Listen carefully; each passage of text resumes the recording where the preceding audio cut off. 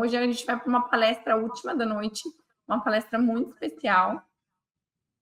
Nós vamos receber o Hernani Fornari.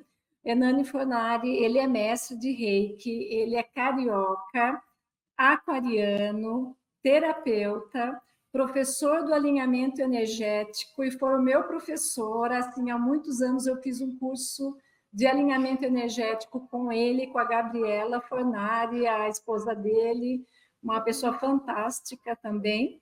E também ele trabalha com a terapia sistêmica de respiração. Além disso, ele é músico e escritor. E ele está atualmente com 2 cursos maravilhosos online, inclusive um eu fiz e eu amei, sobre a sensitividade, e por isso eu fiz esse convite a ele. Então, seja muito bem-vindo, querido professor e mestre Hernani. Boa noite. Que Boa bom noite. te rever. Muito bom estar aqui, muito bom estar aqui. Muito obrigada, Hernani. Muito presente na minha vida, embora eu não trabalhe com Reiki, eu me aplico Reiki diariamente e eu tenho a minha caixinha de Reiki onde eu transmito Reiki para as pessoas. É uma coisa que me acompanha sempre. Então,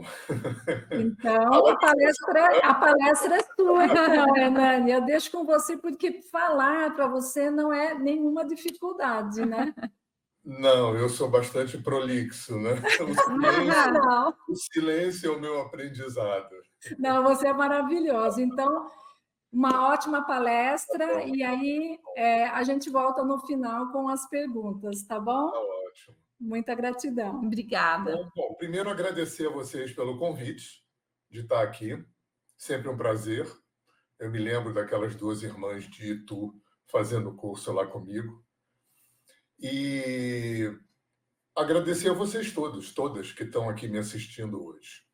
Bom, falar um pouquinho de mim, assim, rapidinho, para as pessoas que não me conhecem, né? O que eu estou fazendo aqui no Congresso de Reiki para falar de sensitividade. Claro, além de eu ser mestre de Reiki, qual é o link que tem nessa história? Então, como ela falou ali no meu currículo, eu sou carioca, tenho 68 anos, sou aquariano. Ser aquariano me proporcionou algumas coisas interessantes, tipo nunca pertencer a nada. Eu nunca pertenci a nada, instituto nenhum, a nenhuma escola, nenhuma caixinha, nada. Isso me provocou alguns dificultadores ao longo da minha vida, porque eu tive que caminhar, né, me apropriar da minha autonomia e da minha independência. Não que eu seja contra participar de nada, não, tá? Isso foi uma contingência congênita, kármica, que me deu muita liberdade de poder ter liberdade de transitar por muitos caminhos, de fazer muitas pontes, enfim, de aprender muita coisa, de ter muitos insights e construir o meu trabalho. Eu tenho falado sempre para os meus alunos, eu trabalho com gente há quase 30 anos, que eu ensino como eu gostaria de ter aprendido. E eu comecei a aprender com 18 anos, quando eu entrei no mundo do yoga e atolei o meu pé na jaca da Índia e nunca desatolei.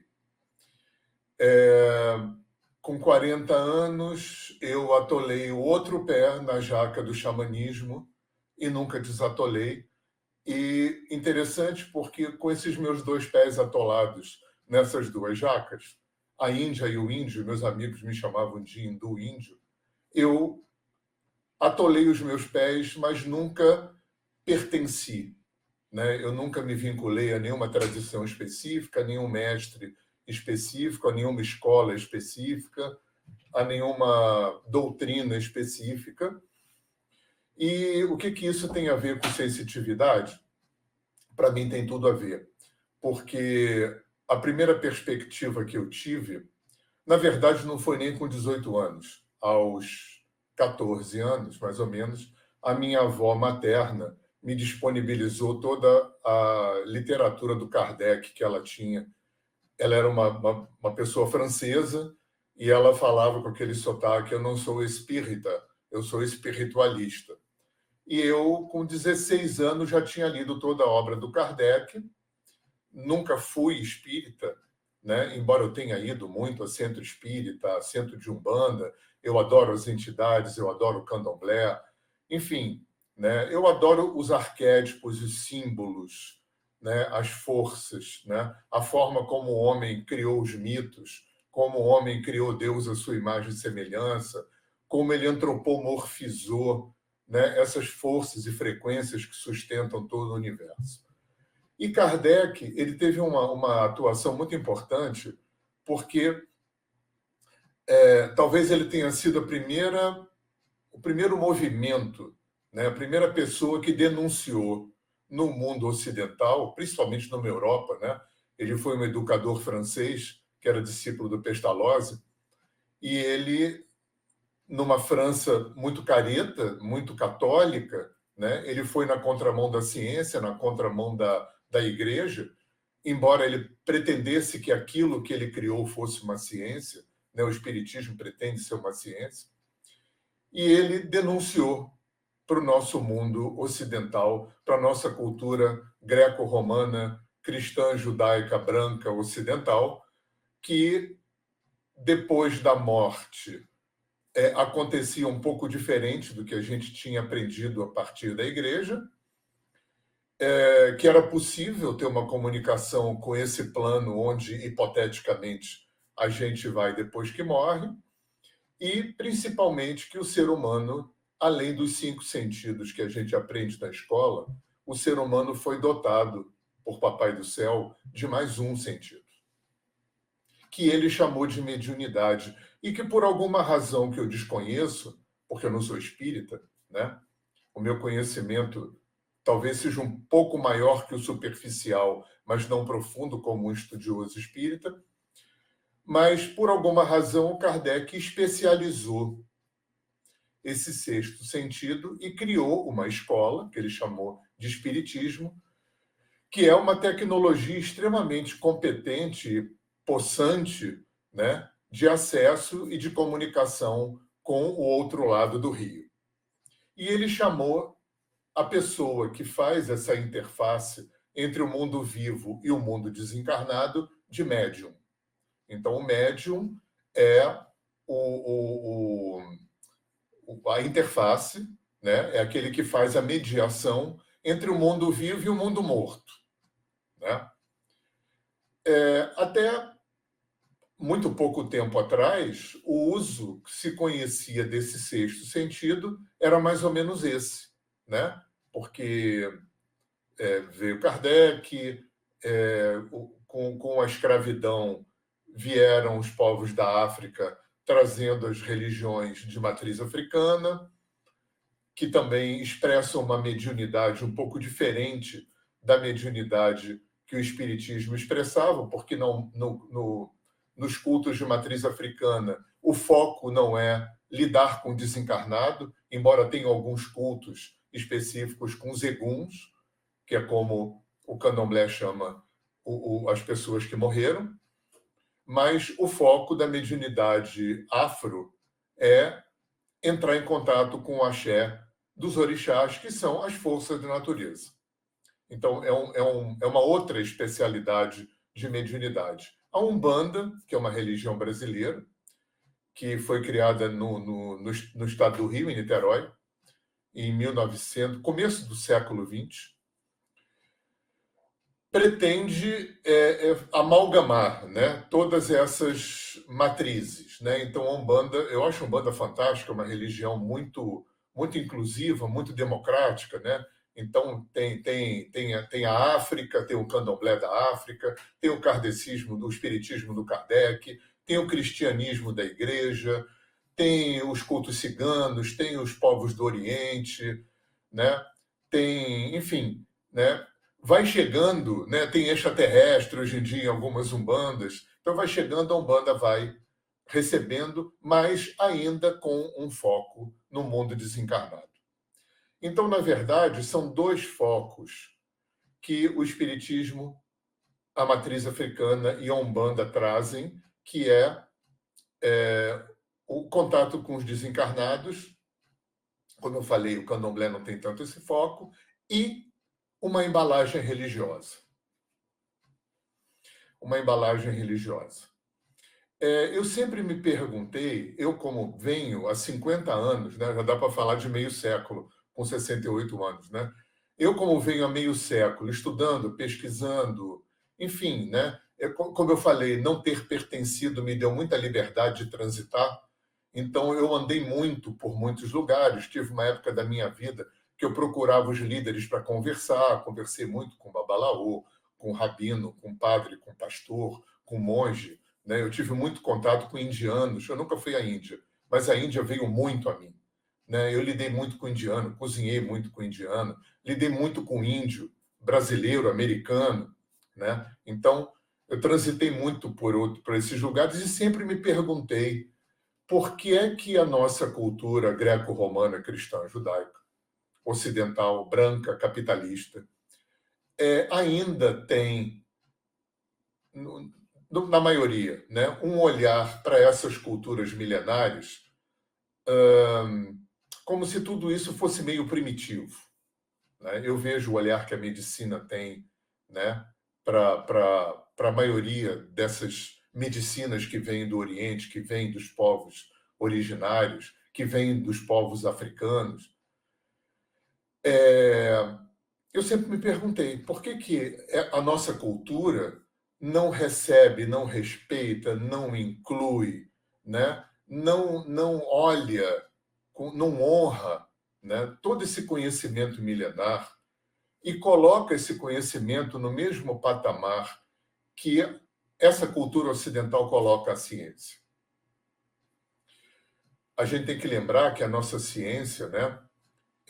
Ela, principalmente depois de Descartes, né, que é o cara que praticamente funda a ciência moderna e funda a filosofia moderna ocidental, a nossa cultura se constrói cartesiana e mecanicistamente com a ciência de um lado e a igreja do outro. Então, são os dois grandes pilares que constroem o pensamento ocidental. Uma religião católica, né? Depois vem o protestantismo, que tem toda aquela visão blindada, né, para uma inclusividade maior. Como toda religião, né? Religião tem mania de exclusividade, né? É uma coisa que sempre me chamou a atenção. Por que toda religião precisa ser a melhor, a única verdadeira e demoniza todas as outras? São raras as religiões que não têm esse movimento. Então, você tem uma religião, né, católica, de um lado, né, que ficou 1000 anos queimando gente que não concordava com a igreja, e do outro lado você tem uma ciência europeia.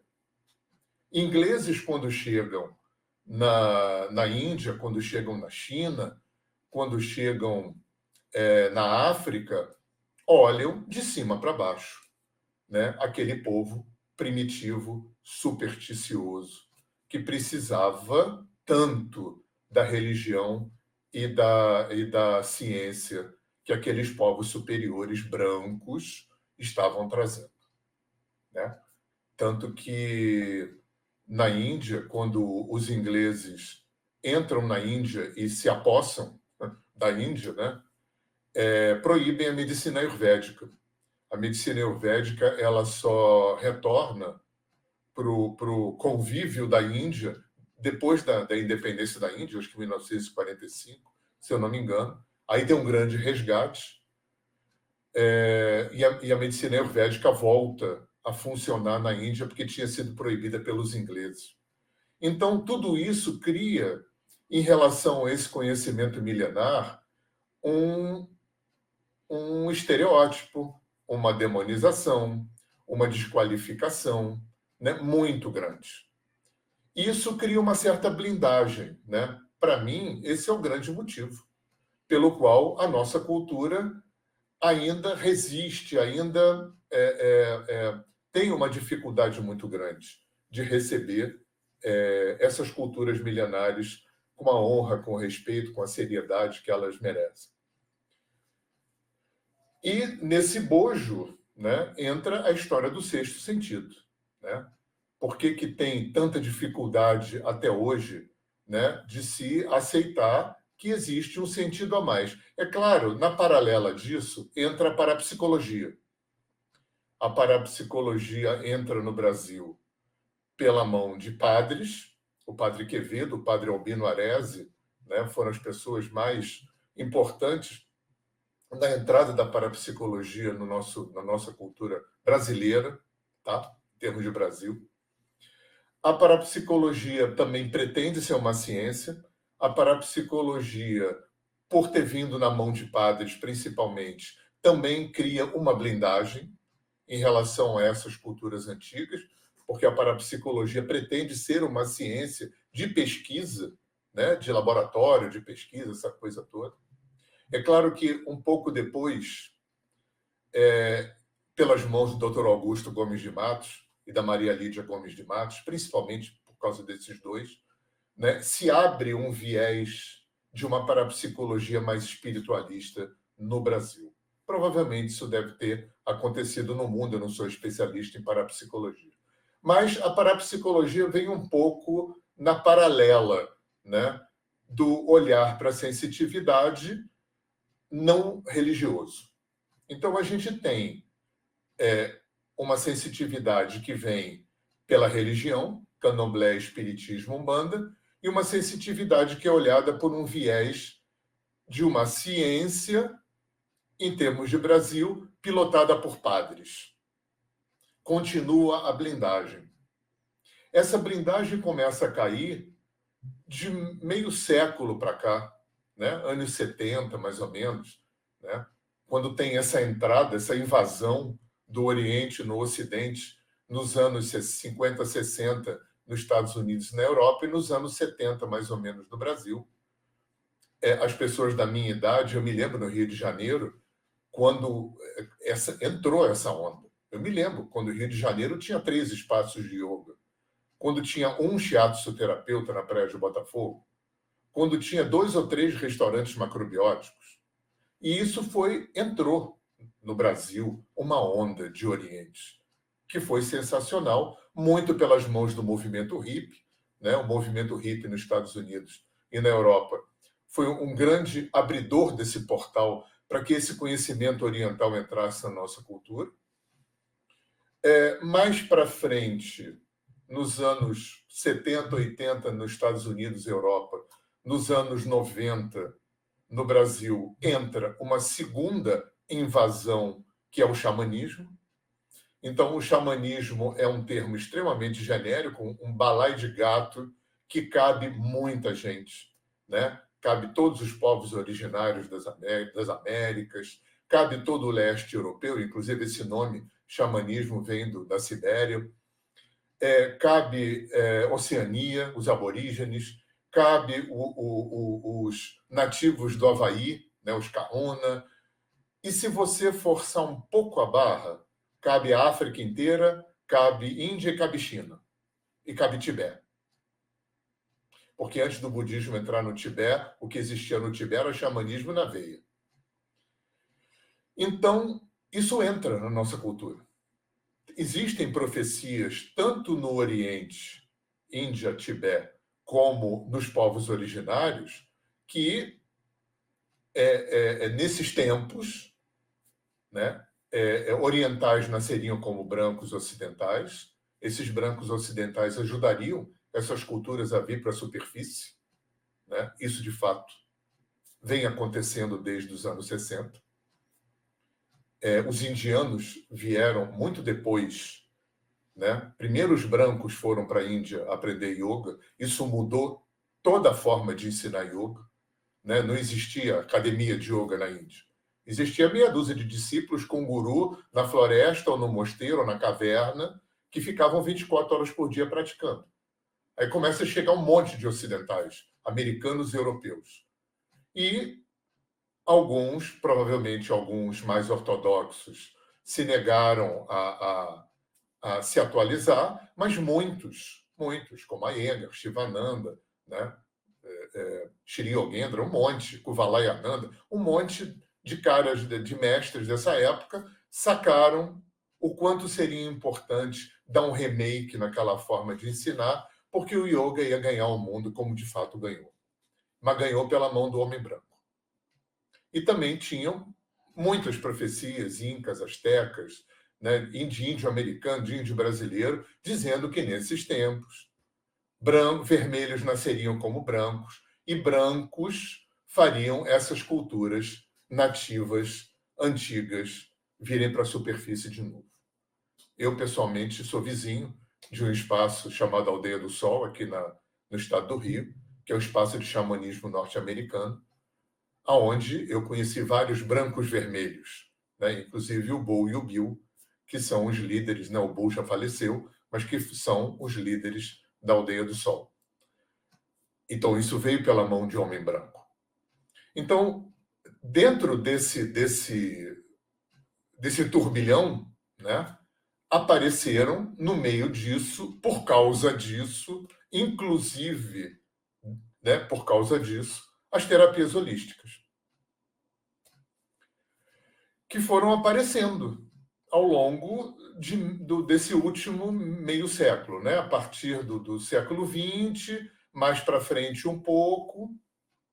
Eu queria falar de outra coisa que eu acho importante nesse processo também. Muito importante. Desenhando essa cronologia, né?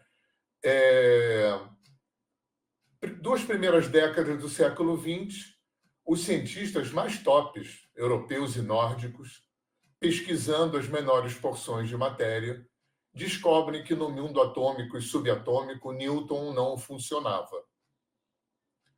Isso subverte, né, a física tradicional e eles inventam a física quântica. E tem uma coisa linda nesse processo, que tem um livro do Capra, eu não me lembro qual é, que é um livro meio autobiográfico, onde o Capra vai entrevistar o Dr. Heisenberg, na ilha onde ele foi morar velhinho, depois ele morreu. O Dr. Heisenberg foi um dos físicos dessa primeira geração, né, dos fundadores da física quântica, e o Dr. Heisenberg virou para ele e falou: naquela época a gente já desconfiava que a gente estava descobrindo coisas que os povos antigos já sabiam. O Dr. Heisenberg ia para a Índia estudar yoga.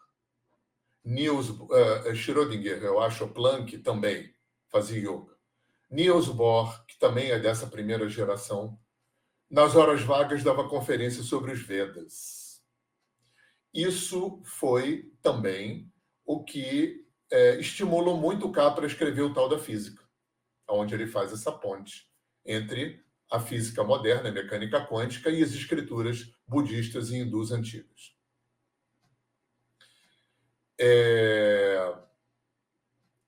Dentro desse bojo, tem uma coisa que eu acho muito bacana da gente olhar também.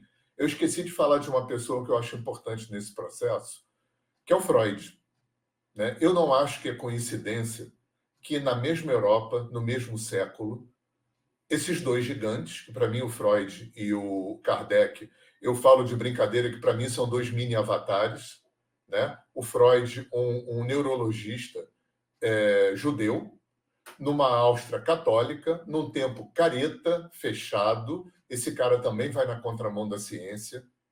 E, embora ele pretendesse também que a psicanálise que ele cria fosse uma ciência, né? Hoje a psicanálise se orgulha, né, de não ser uma ciência no sentido ortodoxo do termo. Né? A psicanálise não pode ser uma ciência. Ela não pode entrar nessa caixa, senão ela perde a liberdade, a autonomia e a independência que ela conquistou. Mas esse Freud e esse Kardec, olha que coisa linda, eles denunciam para o mundo ocidental uma série de coisas que já eram careca de ser conhecidas pelos povos milenares. Quando Freud fala de inconsciente, de libido, chinês, hindu, africano, índio estava careca de saber que isso existia. Quando Kardec fala de lei de causa e efeito, de mediunidade, de contato com os mortos, de reencarnação, hindu, chinês, africano e índio estava careca de saber que isso existia. Então, eu acho de uma beleza enorme, né? Bom, a gente pode avançar um pouquinho no Freud também, né? Quando vem Jung e fala de arquétipo, de inconsciente coletivo, de self, hindu, chinês, africano, estava careca de saber que isso existia. Quando Reich, para mim é o grande tripé da psicologia, né? Freud, Jung e Reich, quando o Dr. Reich, que é o pai das psicologias corporais, quando ele fala de Orgone, né? Ele, além de clínico, foi um homem de laboratório. E em laboratório, ele provou a energia vital que sustenta o universo. Que a gente trabalha no Reiki. Ele provou o Ki. Em laboratório, chamou de Orgone. E criou aparelhos que captam, concentram e instrumentalizam aquele Ki, aquele Orgone. Ele foi o cara que descobriu no Ocidente e sistematizou aquilo que os yogis já conheciam há 5.000 anos, que é essa estreita relação das emoções do psiquismo com o corpo. Olha que lindo que a nossa cultura, tão rasa no sentido holístico da coisa, né? Porque ela vem se construindo numa igreja, né? Entre uma igreja católica e uma ciência europeia racista, a nossa cultura católica e científica racista precisou que homens brancos da ciência retraduzissem conhecimentos milenares à luz do conhecimento ocidental, né? Eu acredito que essa releitura não foi intencional, né? Até onde eu li, até onde eu pesquisei, Freud não teve contato nenhum com China e Índia. Freud gostava de Egito. E até onde eu pesquisei, Kardec sequer roçou em Oriente, né? O que torna a coisa mais bonita ainda, porque tudo isso vem por uma via direta, né? A inteligência planetária, eu acho, que achou que a gente estava com um nível de maturidade que esses conhecimentos já podiam entrar. Então, antes da Índia, da China e dos índios entrarem aqui nos anos 70, entrou o Kardec, entrou o Freud, entrou o Jung, entrou o Reich, entrou a física quântica, e talvez tudo isso, entrou para a psicologia, tudo isso talvez tenha sido importante para que criasse um caldo de permeabilidade, né? Para que todo aquele conhecimento que Índia, China e Índio ia trazer por via direta fosse palatável e digestível pela gente. Porque a partir dos anos 60, 70, começou a entrar uma quantidade imensa de literatura, né? Os indianos começaram a vir, né? Hoje os índios estão aí. A gente, na Aldeia do Sol, a gente já recebeu o chefe dos Cheyennes do sul dos Estados Unidos, que já faleceu. A gente hospedou 15 dias um moicano de verdade. A gente hospedou durante 2 semanas um Ojibwe, que é uma nação que tem no norte dos Estados Unidos, no sul do Canadá. Esse cara fez 3 vezes costa a costa a pé. Foi a maior autoridade em política indigenista. Fizeram longa-metragem com ele, o Dennis Banks. Ele esteve aqui na Aldeia do Sol.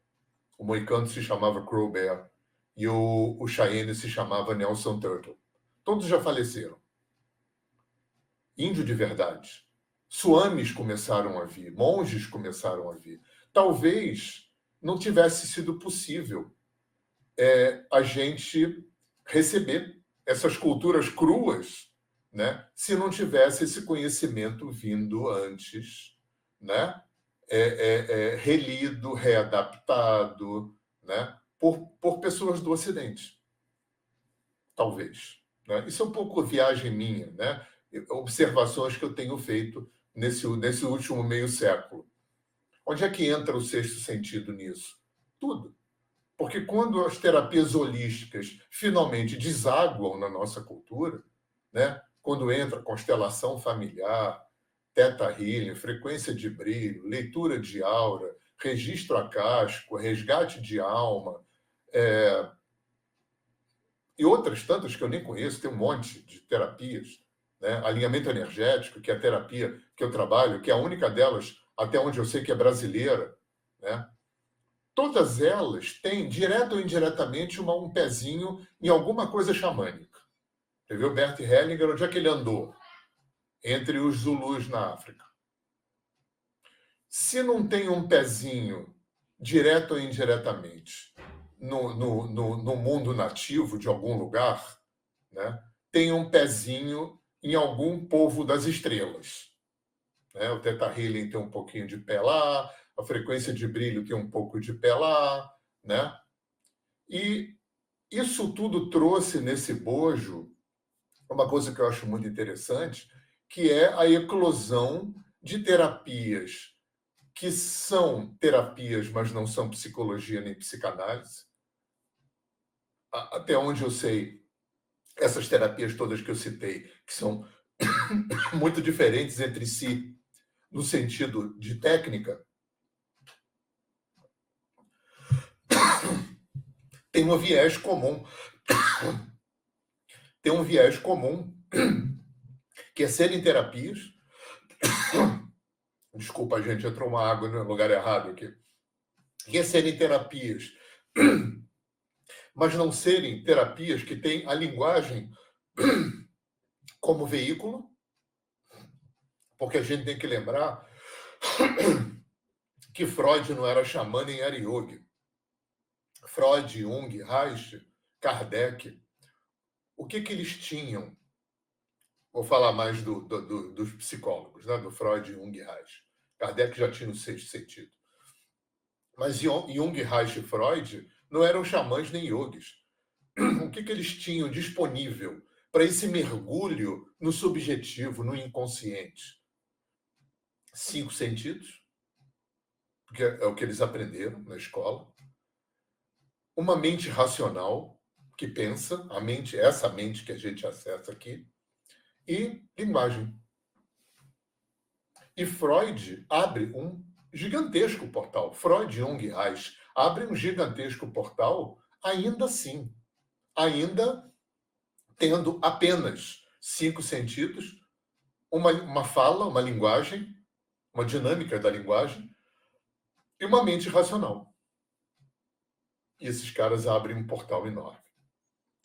Essas terapias holísticas que vieram, né, de pouco tempo para cá, a maioria delas, até onde eu sei, nenhuma delas trabalha com análise, interpretação e elaboração, até porque para você fazer isso, você tem que estudar 5 anos numa faculdade de psicologia ou fazer uma formação de psicanálise séria, né, não é esses cursinhos que anunciam no Instagram, né, uma formação num corpo freudiano, numa associação brasileira de psicanálise, que dura 3, 4, 5 anos, para você poder operar a eclosão de material inconsciente pela via da linguagem. Precisa estudar muito, muito. Agora, as terapias holísticas não. Elas vão trabalhar pela via da sensitividade. Então, todas essas terapias que eu citei, repito, que são diferentes entre si no sentido técnico, né? Theta Healing é diferente de constelação, que é diferente de frequência de brilho, que é diferente de leitura de aura, de alinhamento energético. Todas têm alguma similaridade, mas são diferentes. Mas a grande similaridade é terem o canal sensitivo como via. Né? Se você abre um campo de constelação e você bota um monte de gente na sala representando os familiares do cliente, esses representantes que não conhecem o cliente, que nunca viram os familiares do cliente, e ao serem colocados no campo, começam a sentir e falar coisas que os familiares do cliente sentem e falam, ou sentiam e falavam. Isso é mediunidade na veia. No Theta Healing, idem. Na frequência de brilho, idem. Em todas essas terapias, o viés mais importante de mergulho na subjetividade, mergulho no mundo emocional, mergulho no mundo inconsciente, é a via do canal sensitivo. Então, eu acho que isso foi interessante, primeiro porque todas essas escolas, essas pessoas, da onde vieram as terapias que a gente chama de holísticas, transpessoais, eu gosto desse nome transpessoal, sistêmicas, eram pessoas, eram estruturas que não tinham preconceito com o conhecimento milenar. Isso foi um facilitador muito grande. Todas as terapias holísticas têm o seu pé, né? Como eu falei, né? No mundo xamânico, ou no mundo africano, no mundo né? No mundo oriental ou no mundo extraterrestre, no mundo das estrelas, né? Então, esse conhecimento milenar através das terapias holísticas pôde ganhar corpo. Então, eu acho que isso diminuiu um pouco essa blindagem, né? A caretice da ciência, a caretice da religião, né? Fica um pouco mais sensível, um pouco mais permeável às terapias holísticas, porque elas já não têm tanto essa embalagem religiosa que ameaça a religião vigente e que mexe com o racismo da ciência. Desculpa falar assim, mas a ciência ainda é racista, né? Porque ainda tem um ranço em relação, né? Ainda tem um olhar de cima para baixo, né? Você vê que tem essa coisa É claro que depois que a ciência foi dominada pela Big Pharma, né? A coisa piorou bastante. Então, agora o critério para aceitar novos conhecimentos que vêm desses ambientes não é nem mais um critério de inteligência, é um critério financeiro.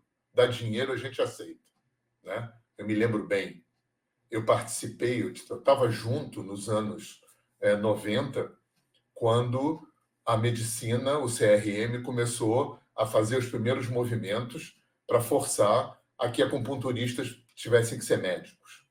Eu estava na Associação Brasileira de Professores de Yoga, que foi a primeira entidade do Brasil a ensinar yoga, a formar professores, quando a educação física começou a fazer um movimento na Câmara e no Senado para que só professores de educação física pudessem ser instrutores de yoga. Eu estava ali, eu participei ativamente.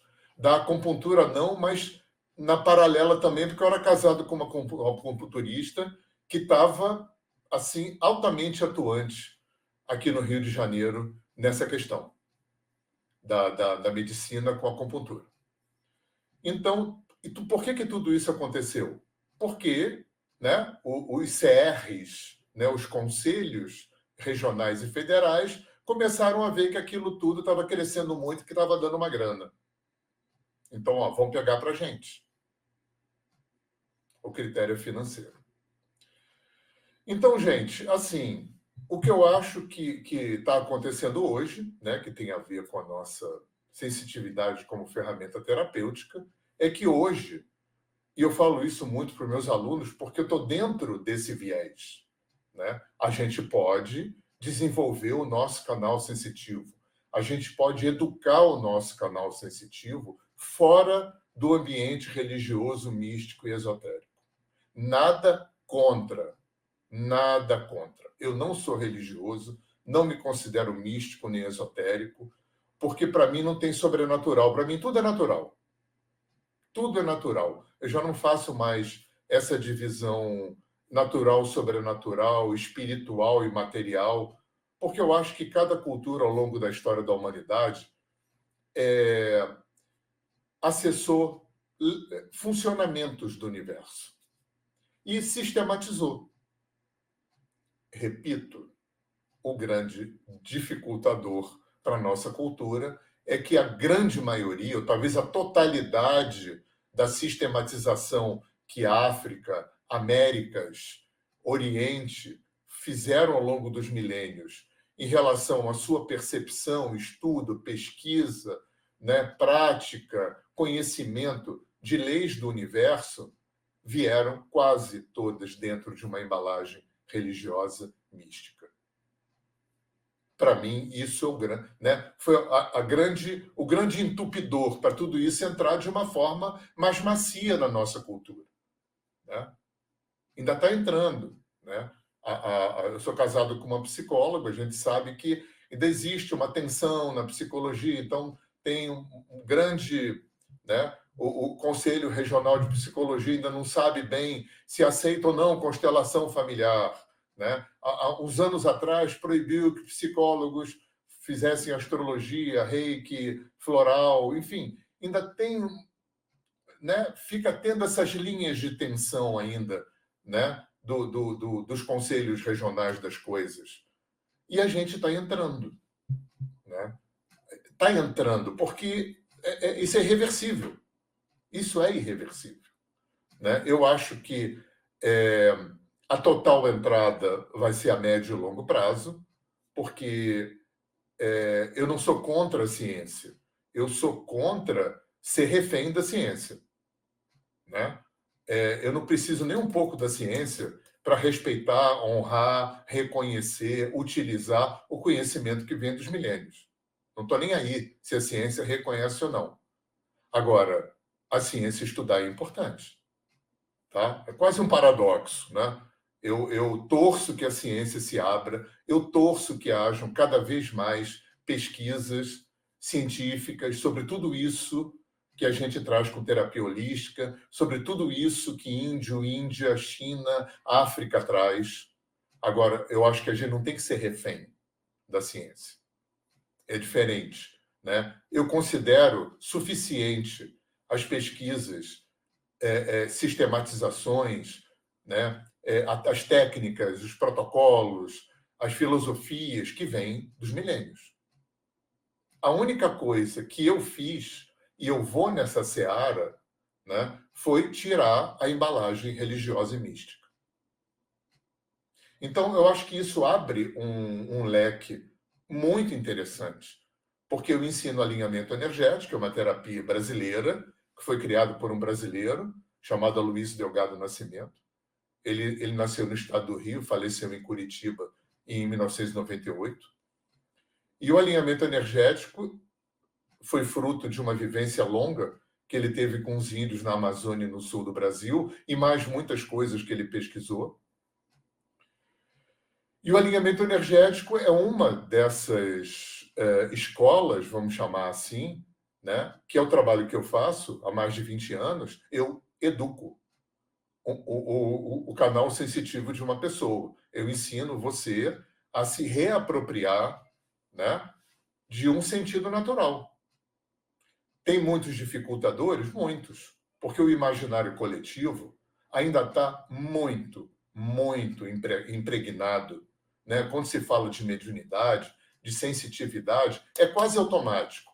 As pessoas pensam em vida passada, em caminhar obsessor, em adivinhar futuro, em desmanchar magia, em conversar com os mortos. Porque é isso que vem se fazendo. Eu não estou depreciando, não, tá? Eu gosto muito do espiritismo, da Umbanda e do Candomblé. Mas isso são especialidades que esses três caminhos vêm fazendo há muito tempo, há muitos séculos. E isso impregnou o imaginário coletivo desse tipo de informação. Então, o que está acontecendo dentro disso, eu me sinto um operário desse movimento, é desmistificar, é desreligiosizar, é desesoterizar, sem negar, sem demonizar. Eu acho ótimo o esoterismo, aprendi muito com teosofia, com Rosa Cruz, com tudo isso. Maravilhoso. Mas o meu viés é esse. É terapia. É terapia. Para mim, vida passada, reencarnação, o processo de conversa com os mortos, para mim, nada disso precisa ter um viés religioso e místico. Para mim. Então, olha como isso abre um gradiente maior. Né? As terapias modernas que vão vindo, elas não vêm para substituir quem tinha. Elas vêm para abrir um leque horizontal. Isso é muito legal. Não tem terapia melhor do que a outra. Tem um timing, está no lugar certo, na terapia certa. Nada é bom para tudo, para todo mundo o tempo todo. Nada. Nada, nada. Nem em religião, nem em filosofia, nem em medicina, nem em teologia, nem em terapia holística, nem em espiritualidade, nada. Nada é bom para tudo, para todo mundo o tempo todo. Porque a característica mais importante do universo é a impermanência. Então, tudo passa. Tudo vai se modificando. Então, não tem espaço para alguma coisa qualquer na existência ser boa para tudo, para todo mundo o tempo todo. Essa possibilidade não existe. Então, olha que legal. O que a inteligência planetária vai fazendo? Vai jogando aqui para a gente, para ir abrindo o leque. De quê? De inclusividade. Para que caiba cada vez mais pessoas.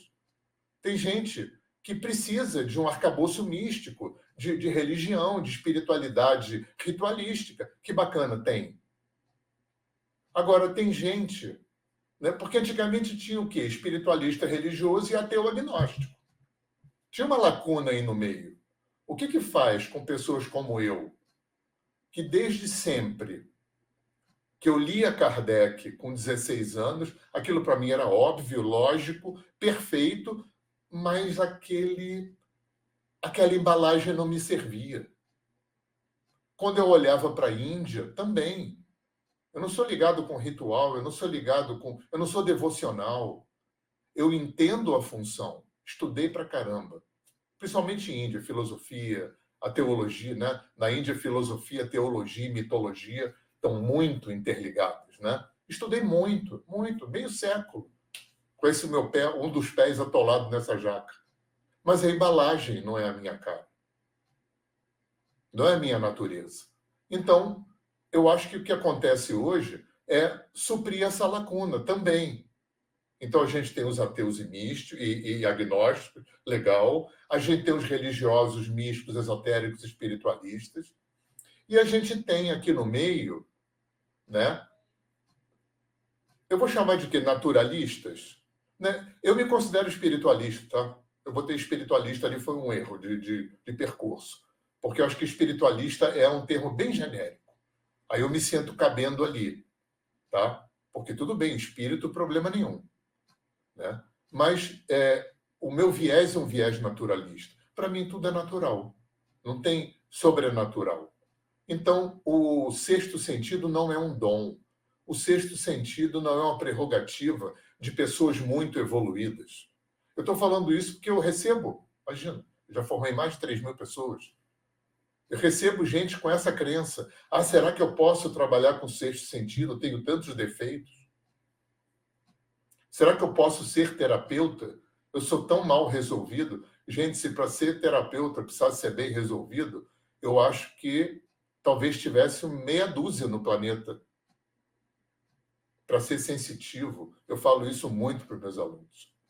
Para ser sensitivo, gente, você precisa de 3 coisas. Você precisa estudar. Estudar. Para ser terapeuta sensitivo, de qualquer dessas terapias holísticas, você precisa estudar. Estudar. Praticar. Estudar, praticar. Você precisa se submeter a um processo terapêutico. Não existe terapeuta que não faz terapia. Eu me lembro, quer dizer, Freud dizia, eu só posso conduzir alguém até onde eu fui. E ética. São essas 3 coisas que uma pessoa precisa, tanto para ser um sensitivo, quanto para ser um terapeuta. Estudar, se trabalhar,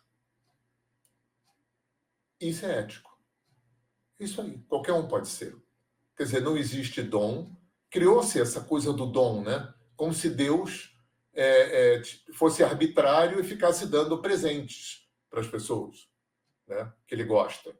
Então não tem dom. Tem um sentido natural do ser humano que simplesmente foi negado, não olhado, desconsiderado. Né? A igreja queimou milhares de pessoas durante quase 1000 anos, porque basicamente eram sensitivas. Mulheres, bruxas, feiticeiras, curadoras, né? Quiromantes, cartomantes, videntes, todas do demônio. Todas viraram carvão. Né? Então, eu acho que basicamente é isso que eu venho trazer, né?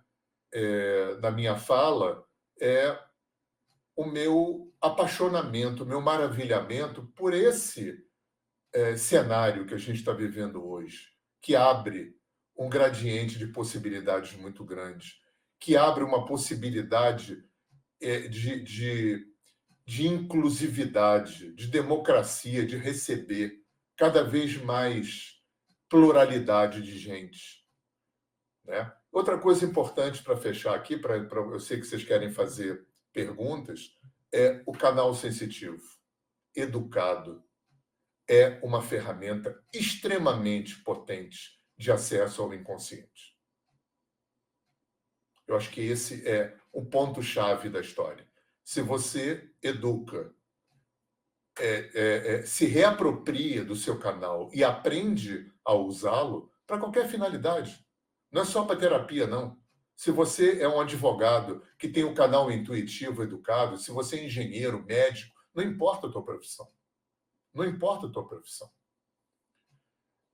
É como você ter os 5 sentidos desenvolvidos. Tá?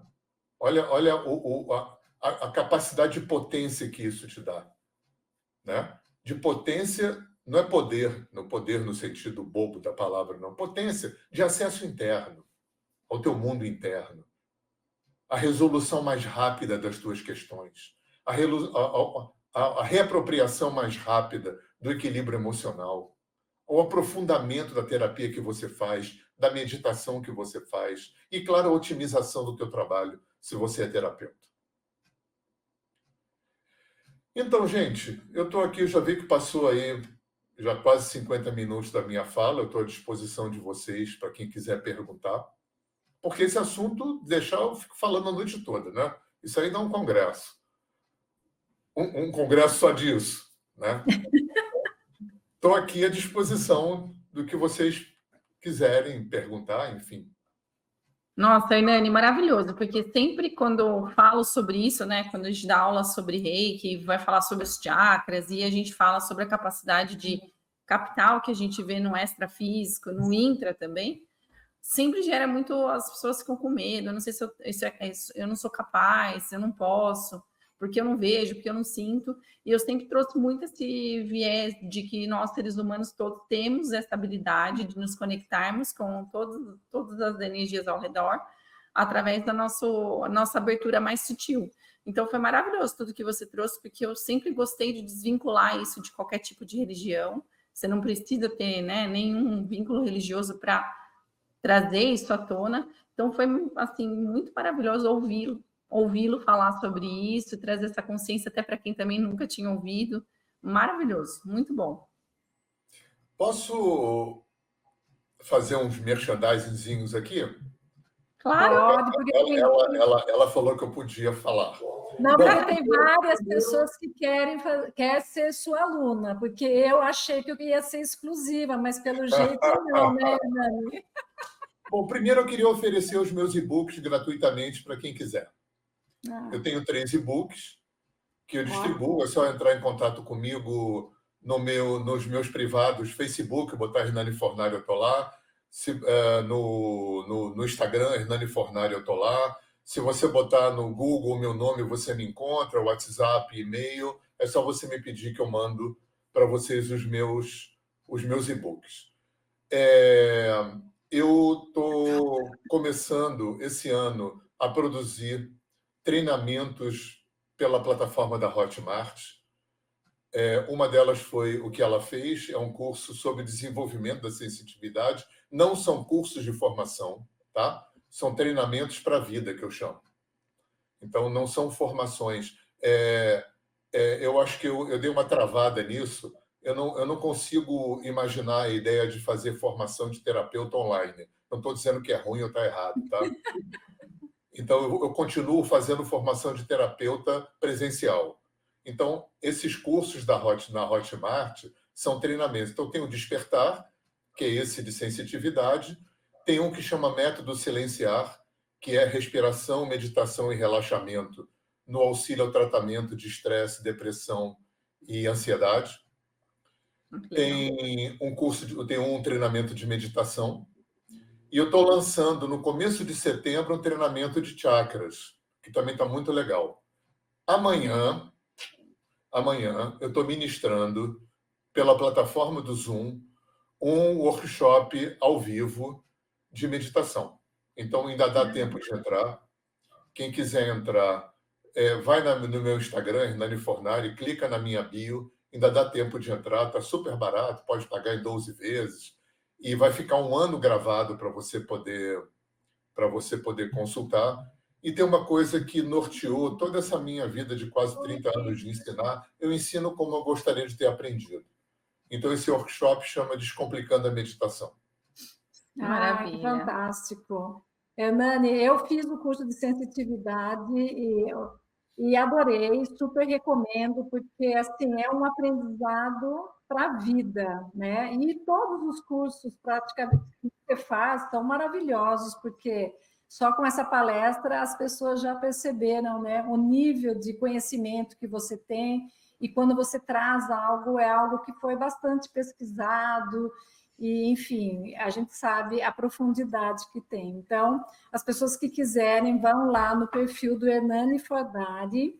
E uma coisa, os seus e-books, você poderia disponibilizar para a gente deixar na nossa plataforma do Congresso?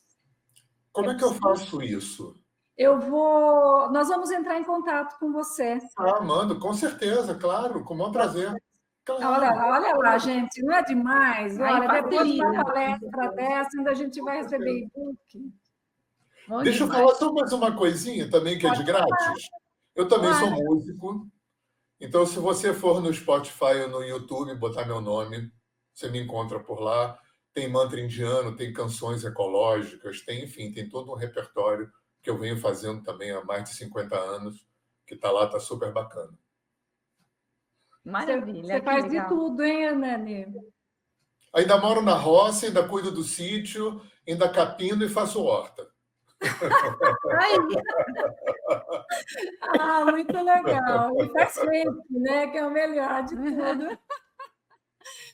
Hernani, muito obrigada. Queridas, muito obrigado. Eu que agradeço. Muito bom estar com vocês. Muito bom. É um prazer te conhecer, viu? A Fer fala muito de você. Estou à disposição de vocês e eu não tenho secretária que me blinda, não. Eu mesmo respondo as mensagens, tá?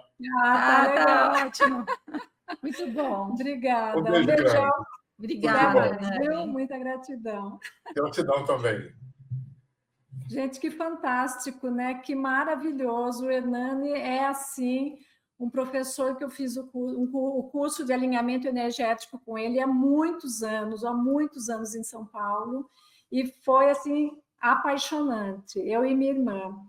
E depois, agora, recentemente, eu vi um curso dele online, esse curso da sensitividade, e eu achei incrível trazer aqui para o Congresso, e eu fiquei feliz que vocês gostaram. Foi maravilhoso, gente. Olha só, terminamos a nossa noite com chave de ouro. Acho que todas as palestras muito válidas. E como eu falei, passou rapidinho, nem parece que a gente está 5 horas aqui. Mais de 5 horas já, conversando e trocando. Que maravilha, não é mesmo? Chama todo mundo para comentar uma coisa que eu vou fazer agora. Nós estamos postando agora no Instagram. A gente gostaria que vocês comentassem, que é importante que vocês comentem. E quem tiver dúvida, alguém falou assim que ele não respondeu as perguntas, né? Pergunta para ele no Instagram, ele responde, ele é muito acessível, muito gentil. E vão lá, curtem o perfil dele também, que é muito bom.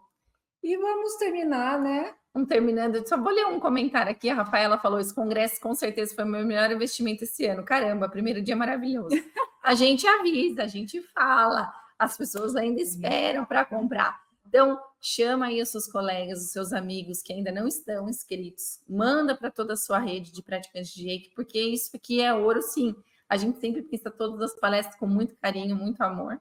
Então, compartilhem com o máximo de pessoas que vocês puderem, para que essa rede se espalhe e conecte cada vez mais pessoas, para a gente expandir tudo isso que é tão bom, tão maravilhoso para a nossa vida, não só como terapeutas, mas como para a nossa vida como ser humano mesmo. Afinal, a gente está aqui para isso, para crescer juntos, aprender, amar, enfim, e compartilhar tudo de bom que a gente tem no coração. Com certeza. E amanhã nós começamos às 9 horas com o John Vox, que vai falar como atrair clientes sendo quem você é. Vai ser maravilhoso. Depois, às 10 horas, Silvia Oliveira, Reiki para adolescentes. 11 horas, Leandro Barcelos Braga e Priscila Menezes, que vai falar Reiki no SUS. Vai ser uma super palestra.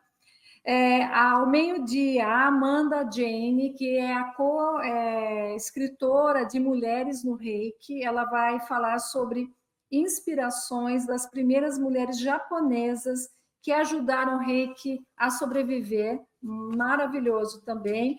Às 14 horas, o nosso querido Walter Lubeck, que vem trazer uma palestra sobre prosperidade. Então, o tema é trabalhando na sua personalidade de sucesso com o Reiki, como se tornar bem-sucedido, removendo bloqueios no subconsciente e atraindo uma vida boa. Fazendo um parênteses aí, o Walter nos ajudou a quebrar muitas crenças em relação ao nosso trabalho profissional com Reiki. Então, o que ele vem trazer é para realmente mexer aí com a gente, principalmente para vocês que são terapeutas, que querem viver de Reiki, trabalhar com Reiki, podem ter certeza que muita coisa boa vem dessa palestra. Ele é muito generoso, tenho certeza que vai agregar muito aí na trajetória. Com certeza, ele é fantástico. Às 16 horas, a doutora Eliane Rosa Bittar Prado vai falar sobre Reiki na psiquiatria, a minha vivência. Vai ser maravilhoso a gente saber que o Reiki, né, sendo usado por uma médica. Às 17 horas, a Adriane Ganesha vai falar sobre os mudras para a espiritualidade. E vamos terminar nosso segundo dia do Congresso Internacional de Reiki com o Eduardo Rocha, que vai trazer o tema Reiki, o despertar espiritual. Vai ser um dia maravilhoso e nós esperamos vocês amanhã às 9 horas. 8h30 estaremos no ar, né? É. Muita gratidão, gente. Uma boa noite para vocês. Até amanhã.